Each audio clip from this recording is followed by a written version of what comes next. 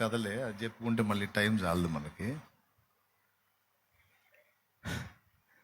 అందుకని అప్పుడు వచ్చింది ఈ స్టోరీ.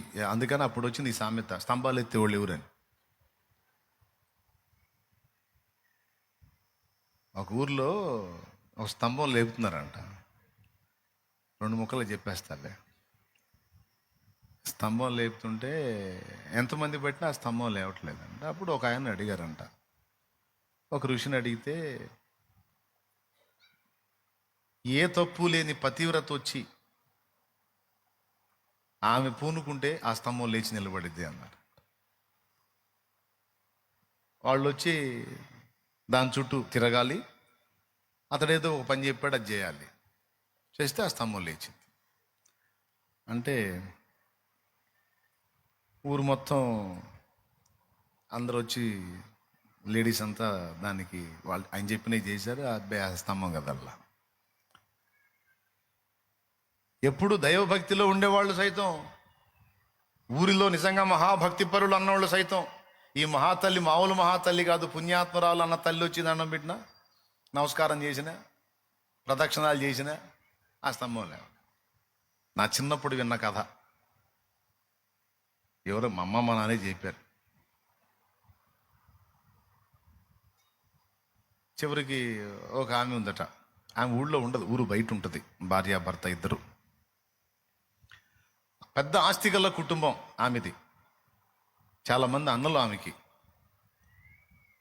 అయితే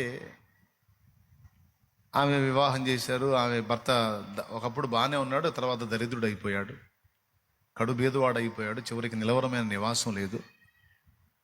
ఆమె కుటుంబ సభ్యులు కూడా ఆమెను పట్టించుకోలేదు, భర్త తరపు వారు ఎవరు పట్టించుకోలేదు. ఊరు బయట ఏదో చిన్న పాక వేసుకుని అందులో బతుకుతున్నారు, ఒక ఇల్లు కట్టుకొని. తర్వాత కనీసం ఎలాంటి పరిస్థితి అంటే, రోజు గడవటం కష్టమైపోయింది వాళ్ళకి. ఇట్లాగా ఊళ్ళో ఇలాంటి కార్యక్రమం ఒకటి జరుగుతుందని వాళ్ళ దాకా సమాచారం వచ్చింది, కానీ ఆమెకు వెళ్ళడానికి మనసు లేదు. అందరూ వచ్చి ఆ స్తంభానికి నమస్కరిస్తున్నారు, మరి ఏమి ఇది కావట్లేదు అంటే, భర్త అన్నాడు భార్యతో, నువ్వు వెళ్ళొచ్చు కదా అన్నాడు.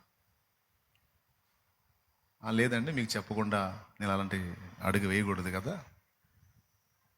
సరే, ఊరు మొత్తం అయిపోయింది, ఆడవాళ్ళు అందరూ అయిపోయారు. చివరికి ఉన్న ఒక్క ఆమె ఈమె, ఆ ఇంటికి పోయారు. ఆ భర్త ఉన్నాడు బయట. ఏమయ్యా, నీ భార్యని పంపించవచ్చు కదా, ఊళ్ళో ఆడవాళ్ళందరూ నమస్కారం చేశారు, అది లేవలేదు, మరి నీ భార్య వచ్చి, ఇక ఉన్నది ఒక్క ఆమె, ఇంకా ఆమె వచ్చి ఆ కార్యక్రమం చేస్తే ఏమైనా జరిగిద్దేమో అంటే, ఆమె ఒక్కతే సరిపోతుందా, ఇద్దరు రావాలా అన్నాడు. ఇద్దరు రండి అన్నారు. అట్లా కుదరదండి, నా భార్య రావాలంటే నేను ఇంట్లో ఉండాలి అన్నాడు.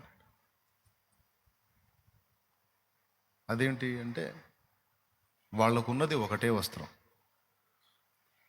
ఈ భర్త అది కట్టుకొని బయటకు వస్తే భార్య లోపల వస్త్రం లేకుండా ఉండాలి, ఆమె బయటికి రావాలంటే ఈయన లోపల వస్త్రం లేకుండా ఉండాలి. అంత కఠోరమైన దరిద్రతలో ఉన్నారు వాళ్ళు. అప్పుడు ఆయన లోపలికి వెళ్ళి ఆమెకి వస్త్రం ఇస్తే, ఆ వస్త్రం ఆమె కట్టుకొని వచ్చి, దానికి ఏదో ఆయన చెప్పిన కార్యక్రమం చేస్తే, అప్పుడు ఆ స్తంభం లేచి నిలబడిందట. ఊరు మొత్తం వల్ల గాంధీ ఆమె చేసినప్పుడు నిలబడింది. బాగుంది. అయితే కొంచెం అట్లా ఒరిగుందంట, కొద్దిగా స్తంభం లేచి నిలబడింది, కొంచెం ఒరిగుంది, ఏదన్నా దోషం ఉందా, ఏదన్నా తప్పు ఉందా అమ్మా అని అడిగారంట. అప్పుడు ఆమె తన తప్పును ఒప్పుకుంది. ఒకసారి నా భర్త కళ్ళ ముందు నా పాపకి పాలిస్తూ మంచం మీద కాలు పెట్టాను అందట. మంచం మీద కాలు పెట్టి నా పాపకు పాలు ఇచ్చాను, అది నా భర్త కళ్ళ ముందు చేశాను, అది తప్పు. అప్పుడు ఆ కొంచెం వంకర గొడవ కరెక్ట్ నిలబడిందంట. అక్కడి నుంచి ఇక ఆమె ఊరు మొత్తం కూడా ఆమె భర్తని సన్మానించి, ఊరు మొత్తంలో కూడా మహాపతివ్రత అని ఆమెకి స్పెషల్గా ఇచ్చేస్తే, అప్పుడు వాళ్ళ అన్నోళ్ళు, అటు అత్త తరపోళ్ళు, తల్లి తరపోళ్ళు అందరూ వచ్చి ఇక వాళ్ళని ఏదో పెద్ద ఇప్పుడు ఏదన్నా జరిగితేనే ఇక జనాలు మెచ్చుకునేది. ఆ తర్వాత వాళ్ళ లైఫ్ మారిపోయింది. జస్ట్ ఒక స్టోరీ. అక్కడ పుట్టిందన్నమాట. అమ్మాయి నువ్వు ఇట్లా చేయకూడదు కదా, నువ్వు ఇట్లా తేడా కదని మరి తంబాలు ఎత్తేవాళ్ళు రమ్మను అనేది అక్కడ పుట్టింది. అది అసలు కదా. అయితే ఎందుకు చెప్పాము ఇప్పుడు ఈ స్తంభం గొడవ? ఈ లోకములో మనుషులు తప్పులు చేస్తూ అవి సహజము సాధారణము అని వాడుకలో వాడతారు. ఇది కరెక్ట్ కాదు కదా అంటే, లోకం చేయింది నేను ఏమన్నా చేశానా? లోకానికి